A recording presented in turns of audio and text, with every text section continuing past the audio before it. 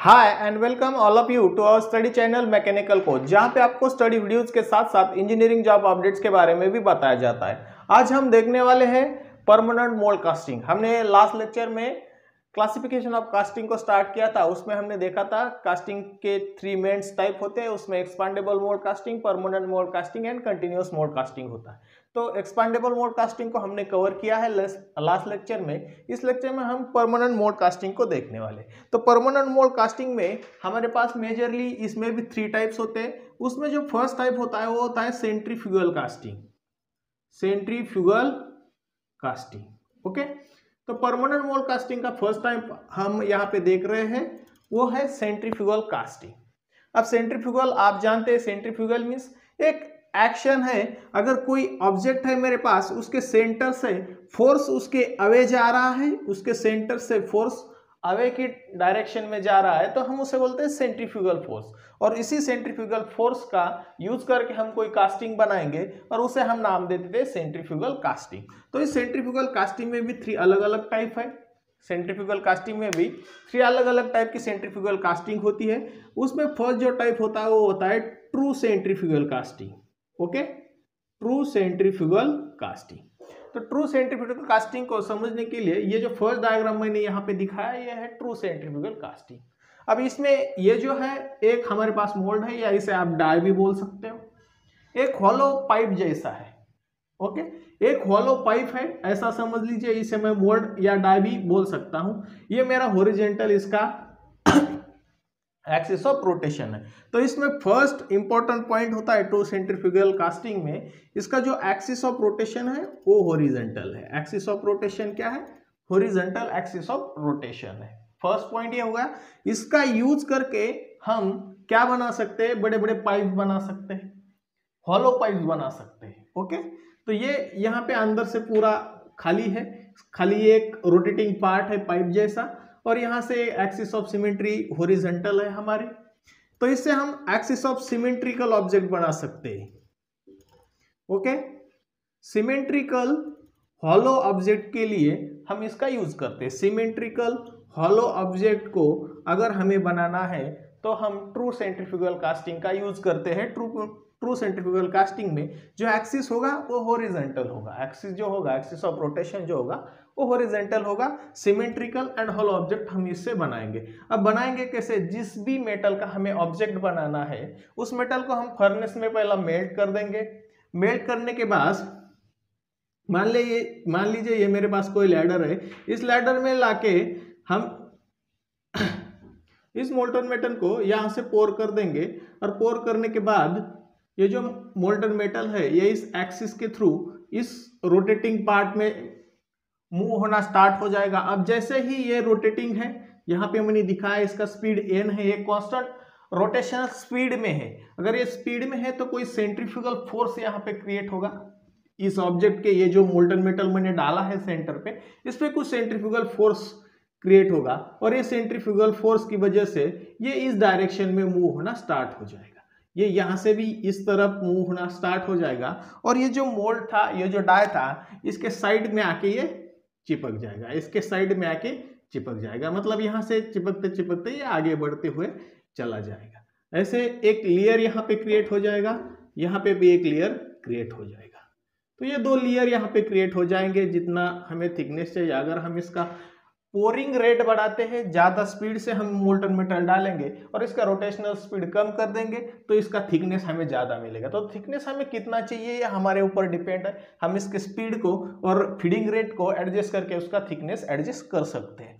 और ये जब भी इसके साइड में आएगा, इस मोल्ड के साइड में आके टच होगा, तो इस मोल्ड के साइड पे एक लेयर बनता चला जाएगा, एक लेयर बनता चला जाएगा। अब ये रोटेटिंग है, पाइप शेप का है, सिलिंड्रिकल शेप का है, तो ऑब्जेक्ट भी हमें सिलिंड्रिकल शेप का मिलेगा। तो मैंने यहाँ पे एक ऑब्जेक्ट निकाला है सिलिंड्रिकल शेप का, तो ये हमारा फाइनल ऑब्जेक्ट होगा। इसको हम जब कूलिंग करेंगे, इस पे जब ये लेयर क्रिएट होगा तो इसके साइड में हम कूलिंग प्रोवाइड करेंगे ताकि ये जल्दी सॉलिडिफाई हो जाए। और ये जो लेयर है फिर हम उसको स्टॉप करके ये मोल्ड जो है, मोल्ड से ये लेयर निकाल लेंगे। मोल्ड से ये लेयर निकालेंगे तो हमें एक हॉलो पाइप यहाँ पे मिलेगा। वो सिमेट्रिकल होगा, तो एक्सिस सिमेट्रिकल, हॉलो केस में हम ट्रू सेंट्रीफ्यूगल कास्टिंग का यूज करते हैं। और इसमें एक चीज याद रखने वाली कि इसका एक्सिस ऑफ रोटेशन है वो हॉरिजॉन्टल है, एक्सिस ऑफ रोटेशन हॉरिजॉन्टल। ऐसा नहीं है खाली सिलेंड्रिकल पाइप ही बना सकते हैं, आप हेक्सागोनल हो तो भी बना सकते हैं, क्योंकि वो एक्सिस सिमेट्रिकल है। जब तक कोई भी ऑब्जेक्ट एक्सिस सिमेट्रिकल है तो हम उसे सेंट्रीफ्यूगल कास्टिंग से बना सकते हैं, खाली उसका एक्सिस ऑफ सिमेट्री होना चाहिए। मतलब ये एक्सिस है, हम ऐसा भी ऑब्जेक्ट बना सकते हैं। मान लीजिए ऐसा भी ऑब्जेक्ट हम यहाँ पे बना सकते हैं, खाली इसका एक्सिस ऑफ सिमेट्री होना चाहिए। तो ऐसे ऑब्जेक्ट को बनाने के लिए हम ट्रू सेंट्रीफ्यूगल कास्टिंग का यूज कर लेते हैं।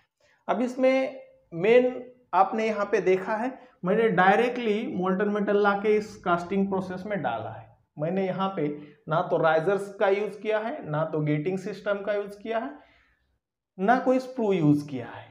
ओके, तो इसमें कुछ भी यूज नहीं किया है। मतलब मेरा जो वेस्टेज ऑफ मटेरियल जाता था, हमने सैंड कास्टिंग में देखा था, जो भी गेटिंग सिस्टम में हम मटेरियल डालते थे वो सॉलिडिफाई होने के बाद हम उसको मशीनिंग करके निकाल लेते थे, वो हमारा वेस्टेज मटेरियल था। तो हमारा यील्ड जो है वो बहुत कम आता था कास्टिंग का। अब इसमें कुछ भी हम वेस्टेज मटेरियल डाल ही नहीं रहे, जितना डाल रहे हैं उतना हमारा ऑब्जेक्ट यहाँ से हमें मिल रहा है। तो यहाँ पे जो कास्टिंग का यील्ड होता है वो 100% यील्ड होता है। ये बहुत इंपॉर्टेंट पॉइंट है, कई बार एग्जाम में पूछा गया है कि किस कास्टिंग में हमें 100% यील्ड मिलता है। तो सेंट्रीफ्यूगल और स्पेशली ट्रू सेंट्रीफ्यूगल कास्टिंग में कास्टिंग का यील्ड जो होता है, कास्टिंग का यील्ड जो होता है वो 100% होता है, वो 100% होता है। मतलब हम 10 kg का मोल्टन मेटल डालेंगे तो हमें जो फाइनल ऑब्जेक्ट मिलेगा वो भी 10 kg का ही होगा। इसे कहते हैं 100% यील्ड। अगर हम 10 kg दे रहे हैं और 9 kg मिल रहा है तो ये होगा 90% यील्ड। तो ऐसे ये जो ट्रू सेंट्रीफ्यूगल कास्टिंग है इसमें हमें यील्ड जो है वो 100% मिल जाता है, क्योंकि इसमें हम ना तो गेटिंग सिस्टम का यूज कर रहे हैं, ना कोर का यूज कर रहे हैं, किसी भी अदर चीज का हम यूज नहीं कर रहे, इसीलिए हमें इस कास्टिंग में 100% कास्टिंग यील्ड मिल जाता है।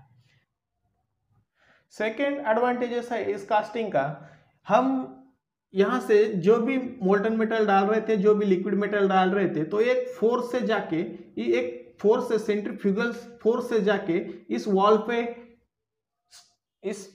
पे जाके लग जाता था। मतलब इस वॉल पे स्टक हो जाता था, एक फोर्स से इस वॉल की तरफ ये मोल्टन मेटल बढ़ के इस वॉल पे लग जाता था। मतलब हमें एक डेंस स्ट्रक्चर यहाँ पे मिल जाता है, एक डेंस स्ट्रक्चर मिल जाता है, डेंस स्ट्रक्चर मिल जाता है जिसकी डेंसिटी हाई होगी, क्योंकि एक वो फोर्स से एक दूसरे पे लग रहा है, तो उस फोर्स की वजह से वो एक दूसरे के साथ डेंस हो जाएगा और वो एक हमें डेंस स्ट्रक्चर यहाँ पे क्रिएट करेगा जो कि हमें रिक्वायर्ड होता है। मतलब डेंस स्ट्रक्चर हम अचीव करेंगे तो हमारा जो कास्टिंग है उसका क्वालिटी बहुत अच्छा होता है। तो एक डेंस स्ट्रक्चर क्रिएट करने में हमें हेल्प होती है सेंट्रीफ्यूगल कास्टिंग में। ओके, तो ये कुछ एडवांटेजेस थे ट्रू सेंट्रीफ्यूगल कास्टिंग में।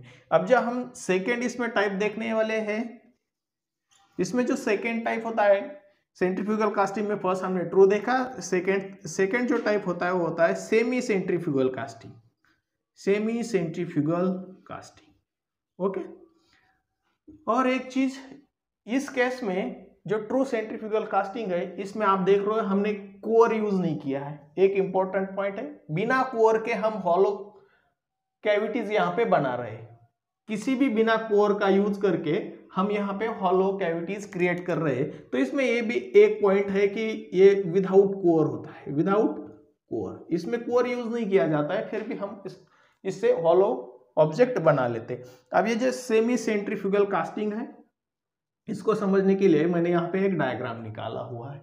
अब इसका इसमें और इसमें मेजर क्या डिफरेंस है इसके बारे में देख लेते हैं। तो फर्स्ट इसमें आप देख रहे हो कि एक्सिस ऑफ रोटेशन इसका वर्टिकल है, तो इसमें फर्स्ट पॉइंट आएगा इसका एक्सिस ऑफ रोटेशन जो होता है वो वर्टिकल होता है। ओके, एक्सिस ऑफ रोटेशन इसका वर्टिकल है। अब इसमें हॉलो कैविटीज क्रिएट करने के लिए हमने कोर का यूज नहीं किया था, लेकिन यहाँ पे मैंने दिखाया है इसमें कोर यूज कर रहे हैं, तो यहाँ पे कोर का यूज किया जाता है सेमी सेंट्रीफ्यूगल कास्टिंग में। एक तो इसका एक्सिस ऑफ रोटेशन वर्टिकल है, दूसरा इसमें कोर यूज किया जाता है। जैसे कि हम कोई डिस्क बनाना चाहते हैं तो उस डिस्क में आपने देखा होगा साइड में पूरा भरा हुआ होता है और अंदर एक छोटा सा सेंटर पे एक होल होता है। तो उस होल क्रिएट करने के लिए मैंने यहाँ पे कोर रखा, ये इस कुछ टाइप का मेरे पास एक डाई है या फिर से मोल्ड बोल सकते हैं, और वैसे मैं एक रोटेशन दे रहा हूँ अबाउट हॉरिजॉन्टल एक्सिस। अब जैसे ही मैं कोई मोल्टन मेटल इस कैविटी में डाल देता हूं, तो इस कैविटी में आने के बाद सेंट्रीफ्यूगल फोर्स लगेगा ये रोटेशन में, तो सेंट्रीफ्यूगल फोर्स लगेगा। जैसे ही मेटल इधर यहाँ पे आएगा तो इस डायरेक्शन में सेंट्रीफ्यूगल फोर्स लगेगा, इस डायरेक्शन में सेंट्रीफ्यूगल फोर्स लगेगा।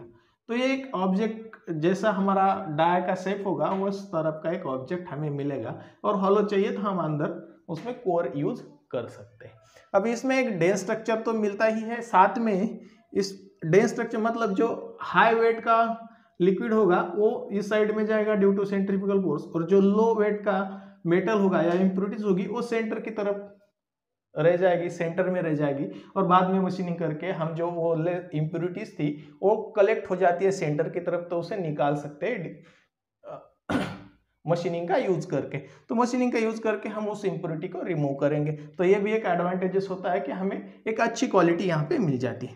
तो यहाँ पे वर्टिकल है, हम कोर का यूज करके कुछ इस तरह का ऑब्जेक्ट बनाते हैं सेमी सेंट्रीफ्यूगल कास्टिंग में। और थर्ड जो हमारे पास सेंट्रीफ्यूगल कास्टिंग का टाइप है वो है सेंट्रीफ्यूजिंग कास्टिंग। ये भी सेम ऐसा ही है, खाली इसमें अनसिमेट्रिकल ऑब्जेक्ट को हम बना सकते हैं। सिमेट्रिकल तो बना ही सकते हैं, लेकिन साथ ही साथ हम इसको अनसिमेट्रिकल ऑब्जेक्ट भी बना सकते हैं। जैसे मैंने यहाँ पे सिमेट्रिकल दिखाया है, तो यहाँ पे कुछ एक इस तरफ का होगा तो दूसरा इस तरफ का भी बना सकते हैं, क्योंकि आप देख रहे हो यहाँ से मैं मोल्टन मेटल डालूंगा, और ये इस रनर के थ्रू जाएगा, फिर यहाँ पे गेट में जाएगा। तो यहाँ पे रनर गेटिंग प्रोवाइड किया गया है, यहाँ पे आप देख रहे हो तो कोर प्रोवाइड किया गया है, यहाँ पे रनर गेटिंग, अब कोर भी यहाँ पे यूज कर सकते हो। और ये सिमेट्रिकल अनसिमेट्रिकल ऑब्जेक्ट के केस में यूज किया जाता है। ज्यादातर ये अनसिमेट्रिकल ऑब्जेक्ट के केस में हम सेंट्रीफ्यूजिंग कास्टिंग का यूज कर लेते हैं। अब मोल्टन मेटल यहाँ डालेंगे तो ये इसमें भी रोटेशन होगा, रोटेशन होने ड्यू टू द रोटेशन एक सेंट्रीफ्यूगल फोर्स एक्ट होगा, और ये सेंट्रीफ्यूगल फोर्स इस सेपरेट मोल्ड जो लगे हुए इस मोल्ड में जाएगा, इस मोल्ड में जो भी शेप होगा वो ऑब्जेक्ट का शेप हमें फाइनल यहाँ से मिल जाएगा। तो सेंट्रीफ्यूगल फोर्स का यूज करके हम इस तरह के ऑब्जेक्ट यहाँ से बना सकते हैं। अगर आपको सिमेट्रिकल कहा जाए तो आप ट्रू सेंट्रीफ्यूगल कास्टिंग का एग्जांपल देंगे, अनसिमेट्रिकल बोलेंगे तो हम सेंट्रीफ्यूजिंग कास्टिंग का एग्जांपल दे देंगे। अब मैंने बताया था इसका जो यील्ड है वो 100% है। इसका जो यील्ड है यहाँ पे हमने कोर यूज किया है, और ये जो छोटा सा आप देख रहे हो रनर भी यहाँ पे यूज किया गया है, और यहाँ पे देखेंगे रनर भी है, गेट भी है और कोर भी है। मतलब यहाँ से आप समझ सकते हो जो कास्टिंग का यील्ड है वो ट्रू सेंट्रीफ्यूगल कास्टिंग में ज्यादा है। कास्टिंग का जो यील्ड होता है वो ट्रू सेंट्रीफ्यूगल कास्टिंग में सबसे ज्यादा होता है, उसके बाद सेमी सेंट्रीफ्यूगल कास्टिंग में ज्यादा होता है, और उसके बाद ये जो हमारा सेंट्रीफ्यूजिंग कास्टिंग था उसमें सबसे कम होता है। तो ये एक इंपॉर्टेंट पॉइंट है कि ट्रू सेंट्रीफ्यूगल कास्टिंग में यील्ड जो है 100% होता है, उसके बाद सेमी सेंट्रीफ्यूगल कास्टिंग में होता है, और उसके बाद सेंट्रीफ्यूजिंग कास्टिंग में होता है। तो ये एग्जाम में कई बार पूछा गया क्वेश्चन है, तो इसे आप एक याद रखिएगा। परमानेंट मोल्ड कास्टिंग में हमारे पास जो सेकेंड टाइप ऑफ का कास्टिंग होता है वो होता है die casting. Okay, die casting. तो अकॉर्डिंग टू प्रेशर इस डाई कास्टिंग के 2 अलग अलग टाइप्स होते हैं। एक होता है ग्रेविटी डाई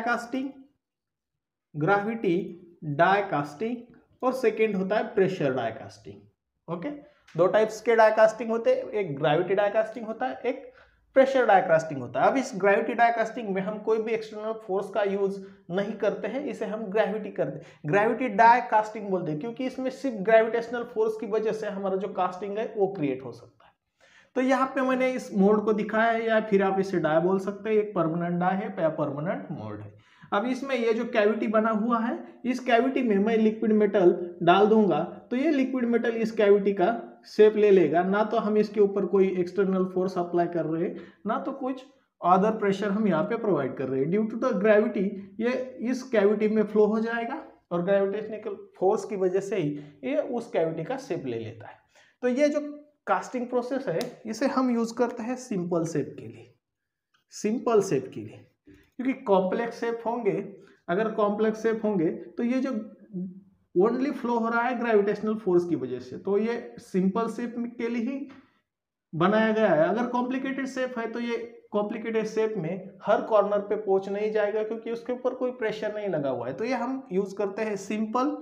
लार्ज कास्टिंग के लिए भी इसका यूज हम कर सकते हैं, खाली उसका शेप सिंपल होना चाहिए, यह हमारा मेन ऑब्जेक्टिव है इस कास्टिंग में।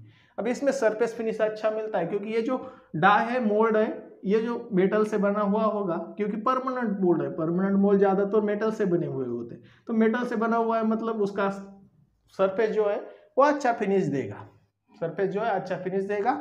इसकी एक्यूरेसी भी अच्छी होगी, इसकी एक्यूरेसी अच्छा होगी, लेकिन इसका शेप है वो शेप सिंपल होना चाहिए। एक्यूरेसी अच्छी होगी लेकिन शेप सिंपल होना चाहिए। तो ये होता है ग्रेविटी डाई कास्टिंग। अब हमने पूरे इंजीनियरिंग में पिस्टन बहुत सुना है, तो पिस्टन जो होते हैं, आईसी इंजन के जो पिस्टन्स होते हैं, उसको बनाने के लिए ग्रेविटी डाई कास्टिंग का यूज किया जाता है, उसको बनाने के लिए ग्रेविटी डाई कास्टिंग का यूज किया जाता है। तो ये एप्लीकेशन बहुत इंपॉर्टेंट है for exam point of view. IC engine के जो पिस्टन्स होते हैं वो पिस्टन्स को बनाने के लिए ग्रेविटी डाई कास्टिंग का यूज किया जाता है। इसमें ज्यादातर नॉन फेरस जैसे कि एल्यूमिनियम मटेरियल और उसके जो अलॉयज होते हैं, उस अलॉयज का यूज करते हैं हम ग्रेविटी डाई कास्टिंग में। उस अलॉय की कोई कास्टिंग बनानी है तो हम ग्रेविटी डाई कास्टिंग का यूज करते हैं। डाई कास्टिंग में हमने ग्रेविटी डाई कास्टिंग को देखा। अब इसमें जो सेकेंड टाइप होता है वो होता है pressure die casting. Okay, pressure die casting, gravity die casting and pressure die casting. अब प्रेशर डाई कास्टिंग के भी दो अलग अलग टाइप्स होते हैं। एक होता है hot chamber die casting, hot chamber die casting, and second होता है cold chamber die casting, cold chamber die casting. तो डाई कास्टिंग के two types, gravity die casting, pressure die casting. Pressure die casting के again दो types होते हैं, hot chamber die casting and cold chamber die casting. तो इसको हम देख लेते हैं हॉट चेम्बर डाई कास्टिंग।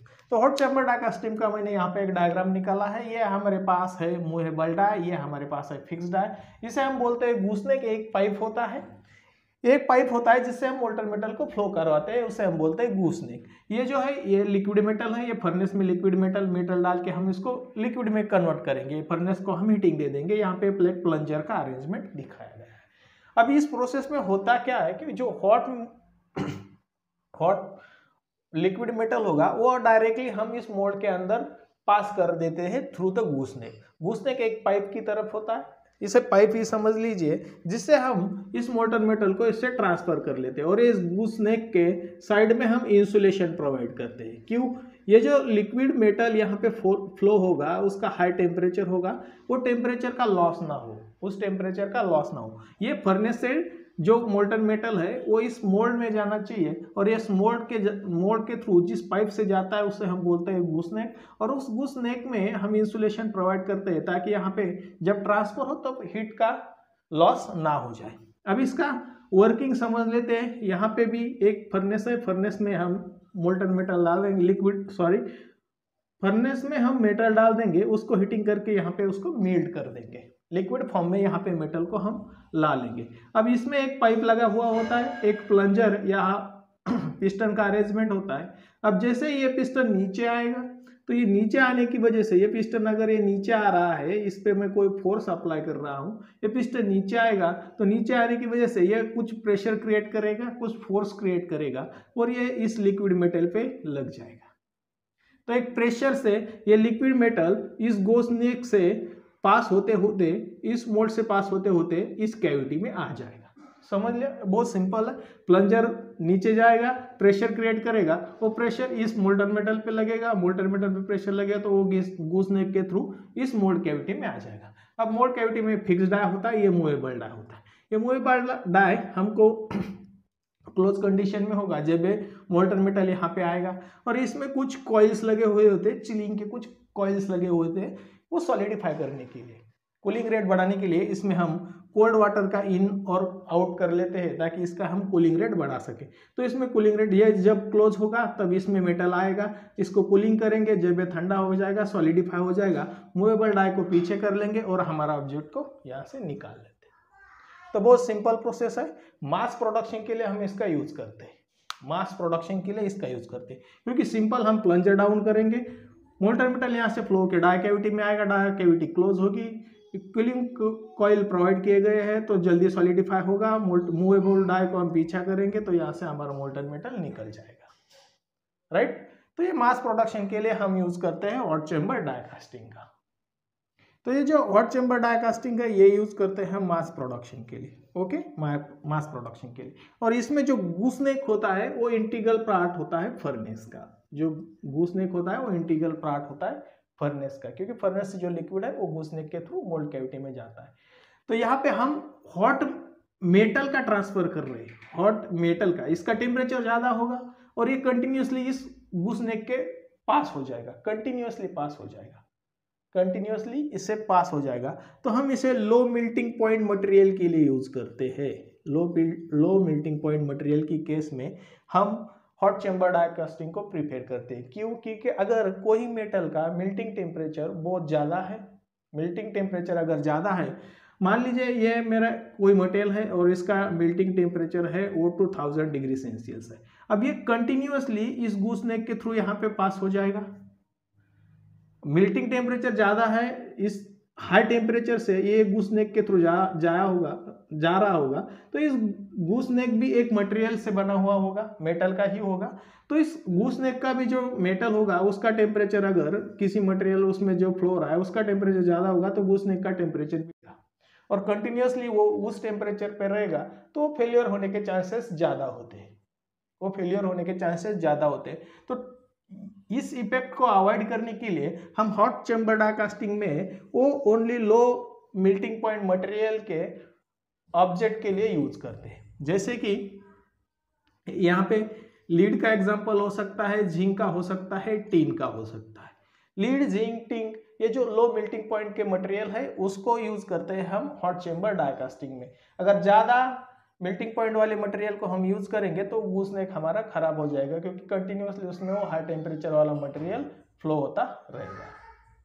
और इसमें एक इम्पॉर्टेंट पॉइंट ये है कि अगर कोई एल्युमिनियम का कास्टिंग हम हॉट चेम्बर डाई कास्टिंग के थ्रू बनाना चाहते हैं तो हम नहीं बना सकते, क्योंकि एल्युमिनियम की एक प्रॉपर्टीज होती है, वो जो है वो उस गूसनेक को चिपक जाता है, स्टिकिंग प्रॉपर्टीज होती है। तो एल्युमिनियम का कास्टिंग हम हॉट चेम्बर डाई कास्टिंग से नहीं बना सकते, एक ड्रॉबैक है इस कास्टिंग का। बाकी हम इसका लो मेल्टिंग पॉइंट मटेरियल के लिए यूज कर सकते हैं, मास प्रोडक्शन के केस में भी हम इसका यूज कर सकते हैं। प्रोसेस तो मैंने आपको यहाँ पे बताया रखा है। अब हम देखते हैं कि कोल्ड चेम्बर डाई कास्टिंग क्या होता है।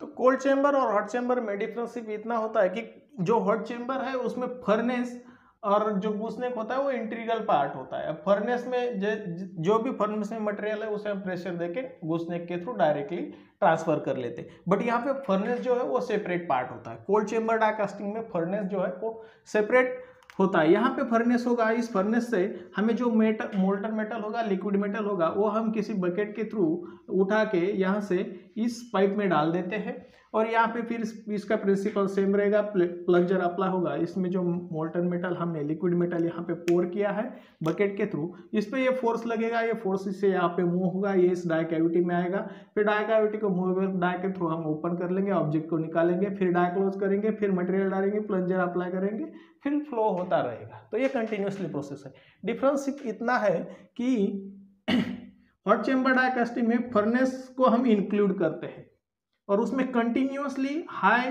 मोल्टन मेटल, हाई टेम्परेचर का जो मेटल होता है वो कंटिन्यूसली उस गूसनेक के थ्रू फ्लो होता रहता है। बट यहाँ पे नहीं होता, यहाँ पे इंटरमीडिएटली होता है। बकेट से हम लाएंगे, इसमें डालेंगे, फिर ये अप्लाई होगा, फिर दूसरा बकेट लेके आएंगे, फिर डालेंगे, तो ये इंटरमीडिएटली होता है। तो इसमें टेम्परेचर के ज़्यादा प्रॉब्लम्स नहीं होते। जैसे हमने देखा कि हॉट चेम्बर डाई कास्टिंग है वो लो मेल्टिंग पॉइंट के मटेरियल के लिए हम यूज कर लेते थे, तो अब हमें टेम्परेचर का कोई इफेक्ट नहीं है यहाँ पे। तो हम कितने भी टेम्परेचर का, मतलब हाई मेल्टिंग पॉइंट के जो मटेरियल होते हैं उसके लिए यूज करते हैं हम cold chamber die casting. High melting point material के केस में हम यूज करते हैं कोल्ड चेम्बर डाई कास्टिंग, और इसमें हम एल्युमिनियम का भी यूज कर सकते हैं, जो कि हम हॉट चेम्बर डाई कास्टिंग में एल्युमिनियम का कास्टिंग नहीं बना सकते थे ड्यू टू स्टिकिंग प्रॉब्लम। तो कोल्ड चेम्बर में हम हाई मेल्टिंग पॉइंट मटेरियल का कास्टिंग बना सकते हैं और एल्युमिनियम का भी कास्टिंग बना सकते हैं, क्योंकि इसमें फर्नेस जो है वो इंटीग्रल पार्ट नहीं होता है। अब ये दोनों डाई कास्टिंग में हमने देखा था कि प्रेशर इस पे अप्लाई हो रहा था, तो प्रेशर अप्लाई होने की वजह से हमें एक डेंसर कास्टिंग मिल जाता है, एक डेंस स्ट्रक्चर हमें यहाँ पे मिल जाता है, और कूलिंग रेट को भी हम यहाँ से मैनेज कर लेंगे तो हमें एक फाइन स्ट्रक्चर भी यहाँ से मिल सकता है अकॉर्डिंग टू आवर नीड्स। अब जैसे अपनी नीड्स होगी वैसे हम उसका कूलिंग रेट बढ़ा सकते हैं, घटा सकते हैं, तो उसका हम फाइन स्ट्रक्चर या को स्ट्रक्चर वहाँ से भी मिल जाएगा और एक डेंस स्ट्रक्चर मिलेगा due to the pressure. Gravity में जो नहीं मिल रहा था, तो ग्रेविटी के केस में हम सिंपल ऑब्जेक्ट बनाने के लिए यूज करते थे, तो प्रेशर डाई कास्टिंग में हम प्रेशर लगा रहे, तो इसे हम डिफिकल्ट या कॉम्प्लेक्स शेप क्रिएट करने के लिए यूज करते हैं। डिफिकल्ट या कॉम्प्लेक्स शेप भी हम इस प्रेशर डाई कास्टिंग से इजीली बना सकते हैं ड्यू टू द प्रेशर। अब इसके जो एप्लीकेशन होते हैं, ये जो एप्लीकेशन होते हैं जनरली हम वॉल्स को क्रिएट करने के लिए यूज करते हैं। कार्बोरेटर को बनाने के लिए हम प्रेशर डाई कास्टिंग का यूज कर लेते हैं। जो टॉयलेट के फिक्सचर्स होते हैं उसको बनाने के लिए भी हम प्रेशर डाई कास्टिंग का यूज कर लेते हैं। वॉल की बॉडीज होंगी तो उसे बनाने के लिए भी यूज कर लेते हैं। तो डिफरेंट केस में हम प्रेशर डाई कास्टिंग का यूज कर। परमानेंट मोल्ड कास्टिंग में हमारा जो थर्ड टाइप होता है वो होता है स्लश कास्टिंग। ओके, इसमें फर्स्ट हमने देखा था सेंट्रीफ्यूगल कास्टिंग, सेकेंड हमने देखा था डाई कास्टिंग और थर्ड परमानेंट मोल्ड कास्टिंग में कास्टिंग का टाइप है वो है स्लश कास्टिंग। अब स्लश कास्टिंग एक बहुत सिंपल कास्टिंग प्रोसेस होती है, ये हम यूज करते हैं। इसके आप मतलब याद रखिएगा, थिन एंड हॉलो ऑब्जेक्ट को बनाने के लिए जो कास्टिंग हम यूज करते हैं वो होता है स्लश कास्टिंग। इसमें कुछ नहीं, बहुत सिंपल है। मान लीजिए आपको किसी भी शेप का जो सिंपल शेप होगा और आपको उसकी फिनिशिंग इतनी अच्छी नहीं चाहिए होगी, तब उसके इसमें हम इसका यूज कर लेते हैं। मान लीजिए मेरे पास कोई पैटर्न है,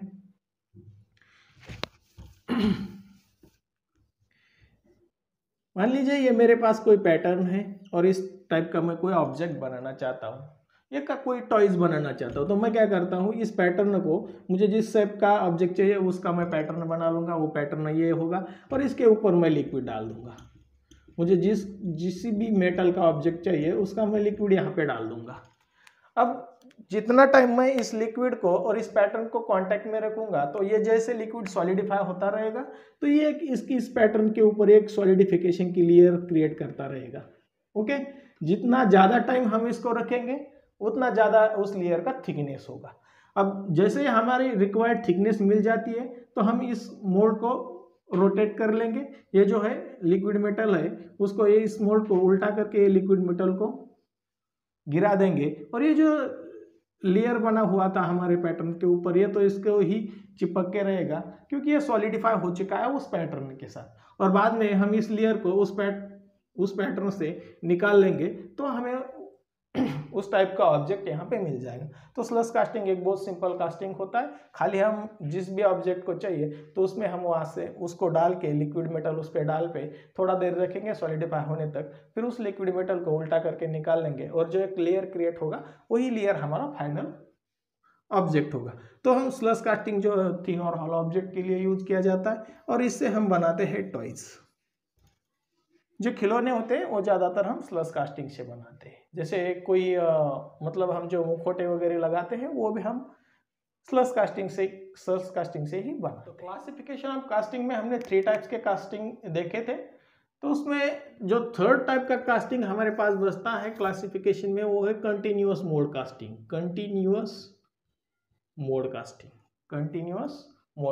फर्स्ट एक्सपेंडेबल मोड कास्टिंग देखा, सेकेंड हमने परमानेंट मोड कास्टिंग देखा और थर्ड हम अब कंटिन्यूअस मोड कास्टिंग की तरफ बढ़ रहे हैं। तो कंटिन्यूअस मोड कास्टिंग एक बहुत सिंपल मोड कास्टिंग है जिसे हम लॉन्ग लेंथ का कोई ऑब्जेक्ट है तो उसे हम बना सकते हैं। उसमें क्या होता है, एक जिसे हम टंग डिश बोलते हैं, एक टैंक के थ्रू होता है। ये बहुत ही हाइट पे रखा गया होता है और इसमें हमें जिस भी मेटल का ऑब्जेक्ट बनाना है उस मेटल को रखा जाता है और इसको हीट किया जाता है। और इसमें ये नीचे बहुत एक लंबा डाई रहता है, एक पैसेज रहता है और ये बहुत हाइट पे रखा गया होता है जिसे हम टंकेज बोलते हैं। इसमें हम जिस मेटल का हमें ऑब्जेक्ट चाहिए उस मेटल को रख देते हैं, उसको हीट कर देते हैं। अब यहाँ पे हमने डाई लगाए हुए होते हैं, हमें जिस शेप का ऑब्जेक्ट चाहिए उस शेप के हमने यहाँ पे डाई लगाए होते हैं। हमें रेक्टेंगुलर चाहिए तो रेक्टेंगुलर के यहाँ पे डाई लगाएंगे, सर्कुलर चाहिए तो सर्कुलर, जिस भी शेप का हमें ऑब्जेक्ट चाहिए उसका हम वहाँ पे डाई लगा लेते हैं। और यहाँ पे हम स्प्रे करते हैं वाटर का।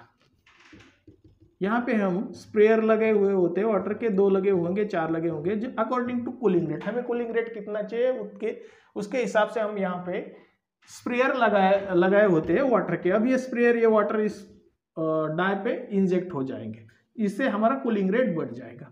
और यहाँ पे इसके सपोर्टिंग के लिए हम रोलर भी लगा सकते हैं, इसके सपोर्टिंग के लिए हम इसमें रोलर भी लगा सकते हैं। अब जब हम इस मेटल को लिक्विड करेंगे, जब इसको हीट करेंगे, ये लिक्विड हो जाएगा और इस डाई के थ्रू नीचे आना स्टार्ट हो जाएगा। जैसे ही नीचे नीचे आता रहेगा तो इस पर वाटर स्प्रिंकल कर देंगे। वाटर स्प्रिंकल होने की वजह से इसका हीट ट्रांसफर अच्छा होगा, ये सॉलिडिफाई हो जाएगा और नीचे आने तक ये पूरा सॉलिडिफाई होगा। फिर हमें रिक्वायर्ड लेंथ मिलने के बाद हम इसे कट कर देंगे, ये नीचे से ऊपर आता ही रहेगा। हमें रिक्वायर्ड लेंथ मिलेगी तो हम कट करते ही रहेंगे, मतलब ये प्रोसेस है कंटिन्यूस चलता रहेगा। तो इसलिए हम इसको बोलते हैं कंटिन्यूस मोल्ड कास्टिंग। अब इससे क्या बनाया जाता है, जो आप लंबे लंबे स्टील के रॉड्स देख रहे हो, कास्ट आयरन के हो, या फिर कोई भी लंबा पाइप वगैरह जो हम यूज कर लेते हैं, ये हॉलो भी हो सकते हैं और नॉन होलो भी हो सकते हैं। तो उस केस में हम इस कास्टिंग का यूज करते हैं, कंटिन्यूस मोल्ड कास्टिंग का।